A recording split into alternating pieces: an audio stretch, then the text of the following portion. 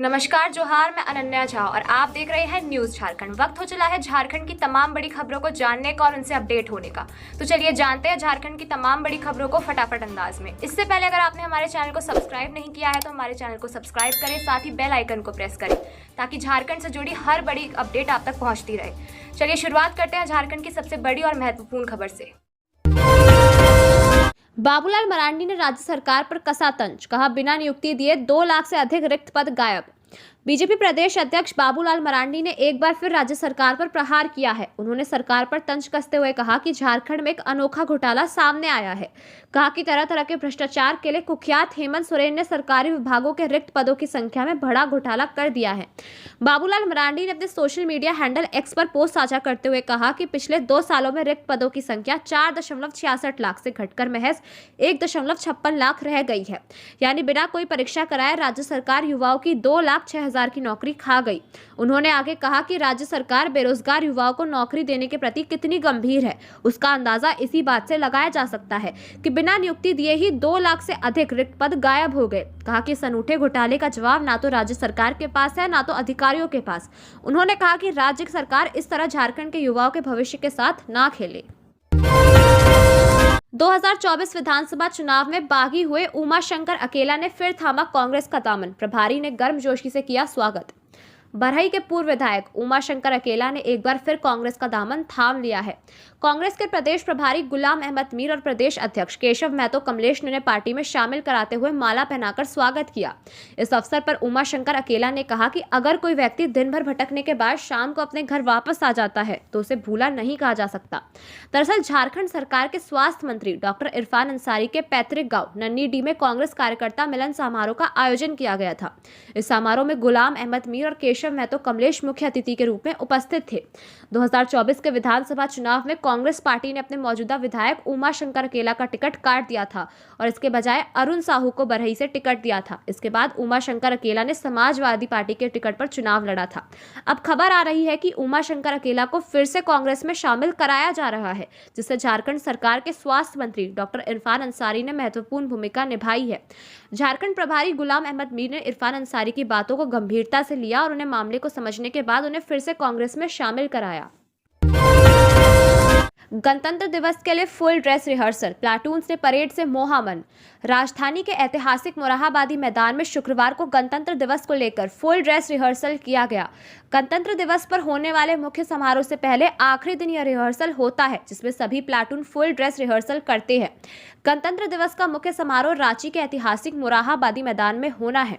ऐसे में शुक्रवार को रांची डीसी और एसएसपी की निगरानी में सभी प्लाटून ने फुल ड्रेस रिहर्सल में हिस्सा लिया। 26 जनवरी को ऐतिहासिक मोरहाबादी मैदान में होने वाले मुख्य समारोह में किस तरह से हर कार्यक्रम का आयोजन किया जाएगा, इन सब का अभ्यास किया गया। मसलन मंच पर मुख्य अतिथि और अन्य वीआईपी अतिथियों के बैठने की व्यवस्था क्या होगी, मुख्य अतिथि द्वारा सम्मानित किए जाने वाले पुलिस अधिकारियों को मेडल किस तरह से दिए जाएंगे, इन सब का अभ्यास किया गया। झारखंड पुलिस के विभिन्न विंग के अलावा इस बार पश्चिम बंगाल पुलिस भी 26 जनवरी को मोरहाबादी मैदान में होने वाले मुख्य समारोह में हिस्सा ले रही है। बंगाल पुलिस के साथ कुल 14 बटालियन परेड में हिस्सा लेंगे। इनमें भारतीय सेना, CISF, ITBP, Jharkhand Jaguar, JAP 1, JAP 10, SSB, NSG scout, Ranchi police और होमगार्ड शामिल होंगे। झारखंड के 58,000 पारा शिक्षकों को झटका, अटक गया बढ़ा हुआ मानदेय, एक उम्मीद बाकी। झारखंड के 58,000 पारा शिक्षकों की 1,000 रुपए मानदेय बढ़ोतरी अटक गई है। यह मानदेय बढ़ोतरी वर्तमान वित्तीय वर्ष में मिलता नजर नहीं आ रहा है। ना तो शिक्षा विभाग की ओर से इस पर पहल हो रही है, ना ही पारा शिक्षक संगठन जोर लगा रहे हैं। पारा शिक्षकों को सितंबर महीने से ही मानदेय बढ़ोतरी का लाभ मिलना था, लेकिन 5 महीने बीतने के बाद भी 1,000 रुपए बढ़ोतरी नहीं हो सकी है। ऐसे में 5 महीने का एरियर मिलने की फिलहाल संभावना कम नजर आ रही है, लेकिन बजट से पारा शिक्षकों की उम्मीद है। स्कूली शिक्षा और साक्षरता विभाग ने तत्कालीन मंत्री बैद्यनाथ राम और पारा शिक्षक संगठनों के प्रतिनिधियों के बीच अगस्त 2024 के अंतिम सप्ताह में पारा शिक्षकों के मानदेय में 1,000 की बढ़ोतरी का निर्णय लिया था। इसके साथ साथ पारा शिक्षकों को ईपीएफ का लाभ देने जाने पर सहमति बनी थी। ईपीएफ के लिए पारा शिक्षकों को मानदेय से राशि की कटौती नवंबर महीने के मानदेय से ही शुरू हो गई है। राज्य सरकार भी अपना अंशदान दे रही है, लेकिन अब तक मानदेय बढ़ोतरी की राशि नहीं दी जा रही है। रांची में स्कॉर्पियो की टक्कर से स्कूल वैन के परकच्चे उड़े, ड्राइवर गंभीर। रांची में शुक्रवार को सुबह स्कूल वैन और स्कॉर्पियो की टक्कर में बच्चों को स्कूल ले जा रहे मारुति वैन को एक स्कॉर्पियो ने टक्कर मार दी। इसमें मारुति वैन के परकच्चे उड़ गए। उसके सामने का हिस्सा पूरी तरह से क्षतिग्रस्त हो गया। दुर्घटना में ड्राइवर गंभीर रूप से घायल हो गया। उसे अस्पताल में भर्ती कराया गया है। घटना रांची के धुरवा थाना क्षेत्र के शालीमार बाजार के पास हुई। गनीमत यह रही कि स्कूल वैन में बैठे किसी बच्चे को चोट नहीं आई। सभी बच्चे सुरक्षित हैं। झारखंड में कल से फिर बढ़ सकती है ठंड। न्यूनतम तापमान में 2 से 3 डिग्री सेल्सियस की हो सकती है गिरावट। सबसे ठंडा रहा गुमला। झारखंड के मौसम में परिवर्तन का दौर जारी है। कुछ दिनों से लोगों को महसूस हो रही गर्मी अब कम हो सकती है। 25 जनवरी से राज्य के हर हिस्से में न्यूनतम तापमान में गिरावट दर्ज की जा सकती है। इससे लोगों को एक बार फिर अच्छी खासी ठंड का एहसास हो सकता है। मौसम विभाग के अनुसार 25 से राज्य के सभी हिस्सों में आंशिक रूप से छाने वाले बादल हट जाएंगे और मौसम बिल्कुल साफ हो जाएगा। इसके बाद लोगों को ठंडी हवा और कम तापमान का सामना करना पड़ सकता है। सुबह के वक्त कई क्षेत्र में कोहरे का असर भी देखा जा सकता है। वहीं पिछले 24 घंटे में सबसे कम न्यूनतम तापमान 7.8 डिग्री सेल्सियस गुमला में दर्ज किया गया। मौसम विभाग का पूर्वानुमान है कि सुबह में कोहरा छाया रह सकता है और दिन में आसमान साफ हो जाएगा। 26 जनवरी के दिन सुबह में तेज ठंड के आसार बनाए गए हैं। ऐसे में लोगों को परेशानी बढ़ सकती है। रात में तापमान कम होने और हल्की ठंडी हवा चलने से परेशानी हो सकती है। मौसम विभाग के अनुसार पिछले 24 घंटे में राज्य में मौसम शुष्क रहा। मध्यम से घने दर्जे का कोहरा भी उत्तर पूर्वी हिस्सों में देखा गया। सबसे अधिकतम तापमान 33.8 डिग्री सेल्सियस चाईबासा में रिकॉर्ड किया गया। गुरुजी छात्र क्रेडिट योजना से 15 लाख की वित्तीय सहायता के लिए मेधावी छात्राओं का आधार प्रमाणीकरण जरूरी।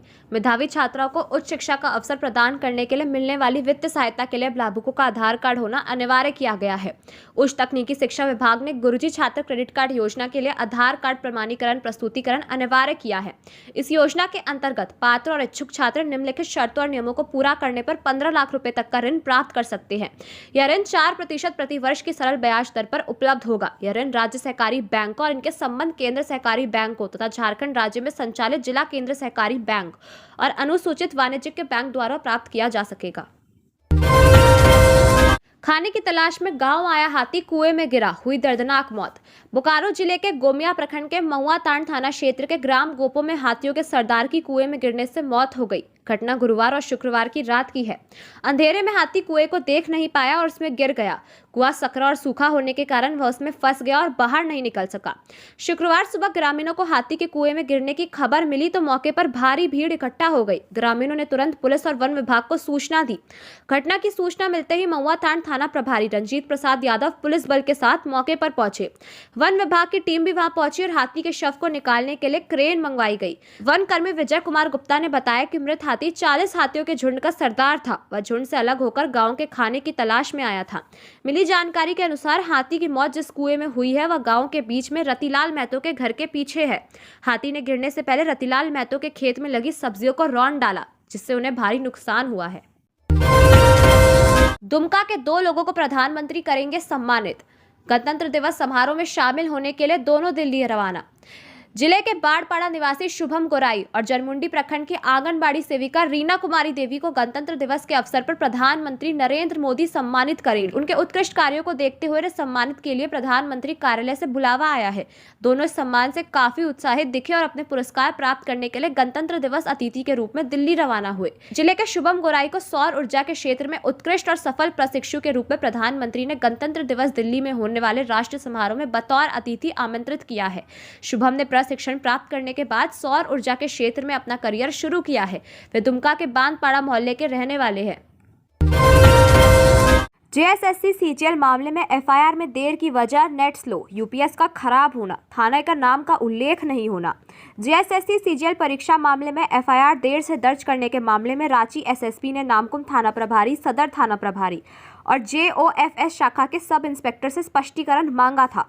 नामकुम थाना प्रभारी ने स्पष्टीकरण का जवाब देते हुए कहा कि मामला दर्ज कराने के लिए ऑनलाइन आवेदन 9 नवंबर 2024 को CCTSNS कंप्यूटर ऑपरेटर के माध्यम से प्राप्त हुआ था।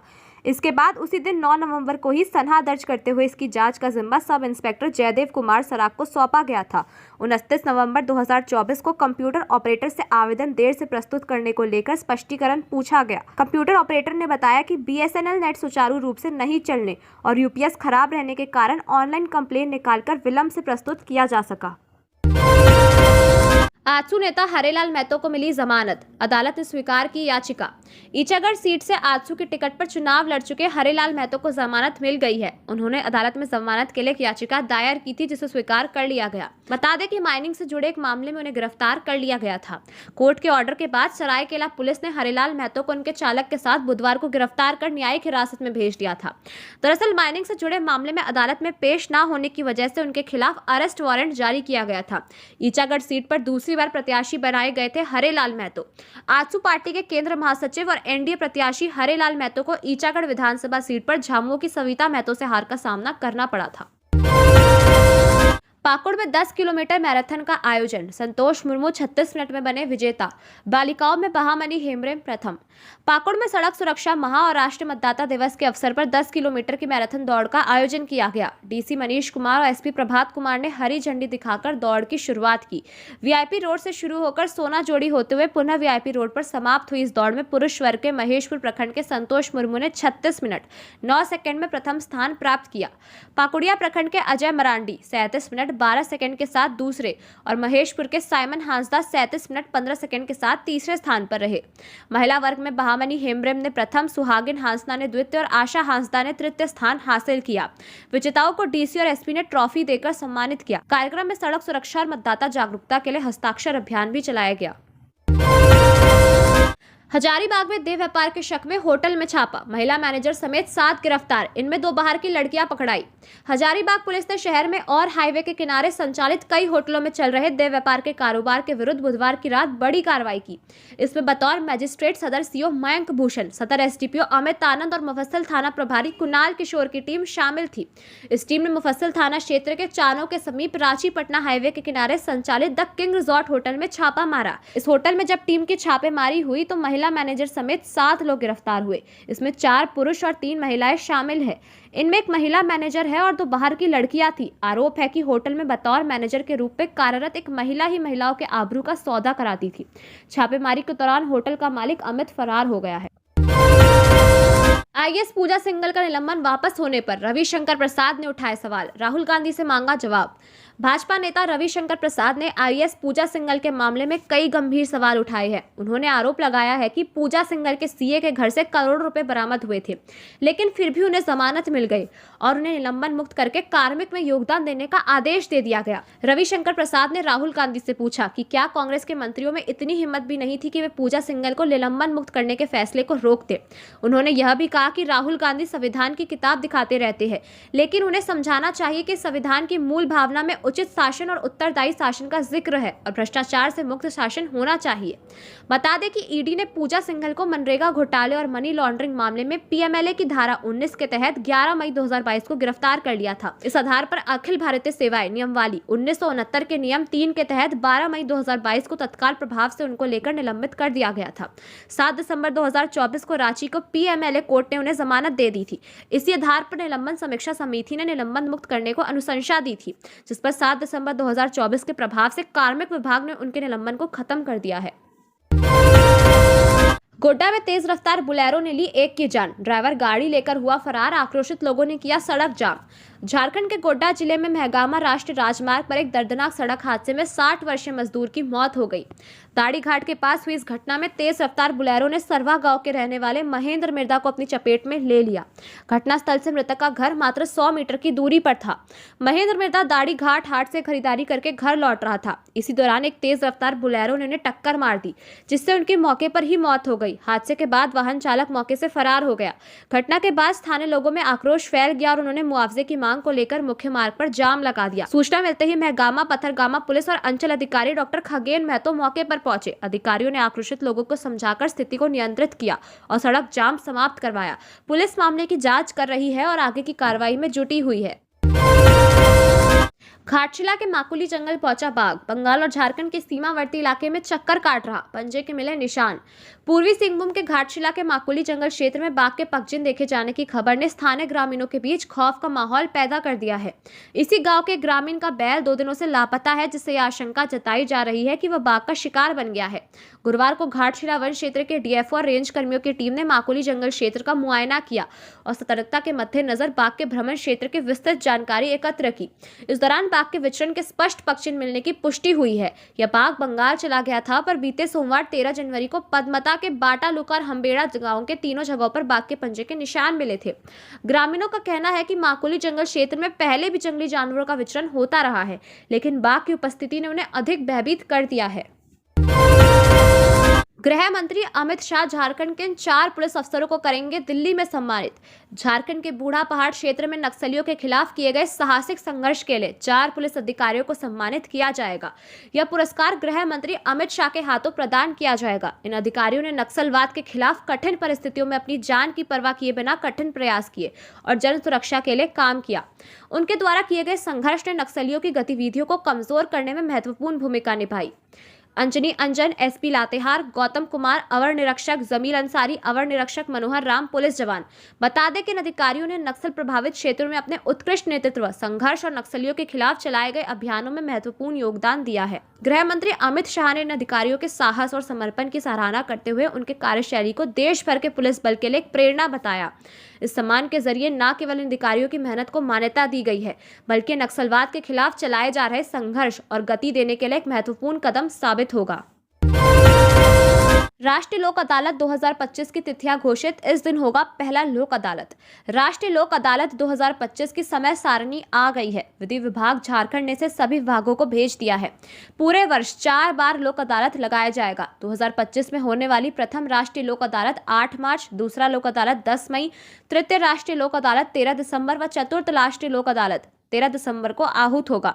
ऐसे में विधि विभाग के पत्र के अनुसार झारखंड के उच्च न्यायालय में विचाराधीन ऐसे मामले जिनका निष्पादन लोक अदालत के माध्यम से किया जा सकता है, वैसे मामलों की पहचान शुरू की जा रही है। सभी विभागों के अधिकारियों को कहा गया है कि पूरी सूची तैयार करके ऐसे मामलों की सूची सचिव विधिक सेवा प्राधिकार को सौंपी जाए। 5 फरवरी तक पूरी जानकारी उपलब्ध कराने को कहा गया है, जिसे प्राथमिकता के अनुसार राष्ट्रीय लोक अदालत में रखा जाएगा। बरियातू थाने के पीछे हो रहे अवैध निर्माण पर रिम्स निदेशक ने डीजीपी से की शिकायत। रिम्स निदेशक प्रोफेसर डॉक्टर राजकुमार ने बरियातू थाने के पीछे हो रहे अवैध निर्माण कार्य पर चिंता जताई है। एक बार फिर पुलिस महानिदेशक झारखंड और प्रधान सचिव गृह कारा एवं आपदा प्रबंधन विभाग झारखंड को इस संबंध में पत्र लिखा है। थाने के पीछे कराए जा रहे अवैध निर्माण कार्य पर तत्काल रोक लगाने का आग्रह करते वास्तविक आवंटित स्थल पर नया स्मार्ट बरियातू थाने का निर्माण कार्य कराने हेतु अनुरोध किया गया है। पूर्व में भी रिम्स की ओर से 30 नवंबर 2024 को इस संबंध में पत्राचार किया गया था, परंतु इस दिशा में विभागीय स्तर से अब तक कोई कार्रवाई नहीं की गई है। 26 दिसंबर 2024 को मुख्यमंत्री की अध्यक्षता में समीक्षात्मक बैठक आयोजित हुई थी। इसमें रिम्स के विभिन्न स्थानों को अतिक्रमण को हटाने के साथ साथ उक्त अवैध निर्माण कार्य को तत्काल प्रभाव से रोकने का निर्देश दिया गया था। इसके उपरांत भी अवैध निर्माण कार्य अभी भी जारी है। झारखंड में नक्सलियों पर एक्शन तेज। अब पुलिस ने घेरा 11 किलोमीटर जंगल, किसकी है तलाश। झारखंड के बैरमो अनुमंडल अंतर्गत नावाडी प्रखंड के उग्रवाद प्रभावित ऊपरघाट क्षेत्र से जरवा बंदरचुआ में मुठभेड़ में 2 नक्सलियों को ढेर करने तथा हथियार सहित अन्य सामान बरामदगी के बाद गुरुवार को भी पुलिस टोल लेती रही। बोकारो और गिरिडीह पुलिस 11 किलोमीटर की परिधि में जंगल की घेराबंदी कर आगे बढ़ रही है। जंगल के चारों ओर पुलिस का ऐसा पहरा है कि मानो परिंदा भी अंदर बाहर नहीं हो सकता है। इस घेराव में पुलिस एक नक्सली को ढूंढ रही है, जिसे बीते दिनों मुठभेड़ में गोली लगी थी। बताया जा रहा है कि गोली लगे एक नक्सली को पुलिस लगातार 36 घंटे से ढूंढ रही है। घायल नक्सली के जंगल में ही किसी के घर में ग्रामीण चिकित्सक से इलाज करने की बात कही जा रही है। इसके अलावा मुठभेड़ के बाद जरवा गाँव के होपेन हेम्ब्रेम को शक के आधार पर बंदरचुआ जंगल से हिरासत लेकर पूछताछ की बात भी सुनी जा रही है। अफीम की खेती के खिलाफ बड़ा अभियान, जनता से जानकारी देने की अपील। झारखंड पुलिस अफीम की खेती को लेकर पूरे राज्य भर में बड़ा अभियान चला रही है। झारखंड के डीजीपी अनुराग गुप्ता ने सख्त निर्देश दिए हैं कि अफीम की खेती पर विराम लगाया जाए। जहां भी इस खेती की सूचना मिलती है वहां अभियान चलाकर नष्ट करे। जो भी व्यक्ति इसमें संलिप्त है उसे जेल भेजे। वन विभाग भी अफीम की खेती को लेकर बड़ा अभियान चला रहा है। हजारीबाग पश्चिमी वन प्रमंडल के चतरा जिले के बन्हे में पहले 25 एकड़ में पोस्ता की खेती नष्ट की गई थी। इसके बाद 45 एकड़ खेती नष्ट की गई। तत्पश्चात 100 एकड़ से अधिक क्षेत्र में लगाई पाई गई पोस्ता की खेती को नष्ट किया गया है। 19 जनवरी को चौपारण के जगोडी में 5 एकड़ और 20 जनवरी को पतला गढ़वा और बुकाद में 20 एकड़ वन भूमि में लगे अफीम की खेती को नष्ट किया गया है। पुलिस और वन विभाग को जहां भी इसकी सूचना मिल रही है वह ट्रैक्टर चलाकर अफीम की खेती को नष्ट कर रहे हैं। जो तस्वीर सामने आ रही है वह इस ओर इशारा कर रही है कि अफीम की खेती बहुत ही संगठित रूप से अपराधी कर रहे हैं। जल जीवन मिशन की धीमी प्रगति, इंजीनियरों के वेतन पर लगी रोक। झारखंड जल जीवन मिशन की प्रगति संतोषजनक नहीं मिलने पर पेयजल एवं स्वच्छता विभाग ने सख्ती शुरू कर दी है। विभाग के प्रधान सचिव की ऑनलाइन समीक्षा के दौरान 7 जिलों गिरिडीह, दुमका, देवघर, जामताड़ा, गोड्डा, पाकुड़, साहिबगंज में झारखंड जल जीवन मिशन के तहत पाइप से घर घर पानी पहुंचाने का काम सुस्त पाया गया है। मिशन की प्रगति रिपोर्ट भी ऑनलाइन अपलोड नहीं की गई है। इसे लेकर संबंधित इंजीनियरों और पदाधिकारियों का वेतन रोकने का पेयजल एवं स्वच्छता विभाग के विशेष सचिव की ओर से देवघर और दुमका के अधीक्षण अभियंता को पत्र लिखा गया है। इसमें अवगत कराया गया है कि देवघर, मधुपुर, जामताड़ा, गोड्डा, पाकुड़, साहिबगंज, दुमका 1 और 2 प्रमंडल के जिला समन्वयकों का वेतन स्थगित करें। इन प्रमंडलों में झारखंड जल जीवन मिशन का काम संतोषजनक नहीं पाए जाने के कारण पेयजल एवं स्वच्छता विभाग ने कार्रवाई की है। झारखंड हाईकोर्ट एडवोकेट एसोसिएशन का चुनाव रद्द, डाले गए थे 1409 वोट, बैलेट में मिले 1509। झारखंड हाईकोर्ट एडवोकेट एसोसिएशन के द्विवार्षिक चुनाव को रद्द कर दिया गया है। कल गुरुवार को चुनाव के दौरान भारी हंगामा और विरोध हुआ। इस वजह से चुनाव को रद्द करना पड़ा। चुनाव अधिकारी वरीय अधिवक्ता वीपी सिंह ने इसकी घोषणा की।